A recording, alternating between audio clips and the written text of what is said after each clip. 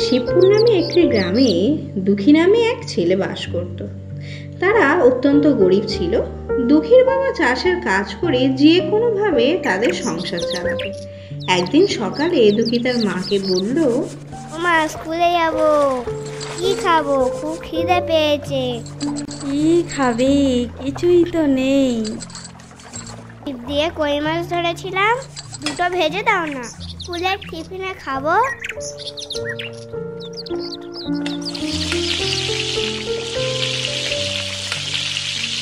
দুঃখীর মা তাড়াতাড়ি করে বড় কই মাছ ভাজা করে দিল। দুঃখী একটা কাগজে করে মাছ ভাজা দুটো জড়িয়ে নিল, মনে করলো টিফিনে খাবে। কিন্তু এত খিদে পেয়েছে যে সে একটা চালতা গাছের নিচে বসে কাগজটা বের করে মাছটা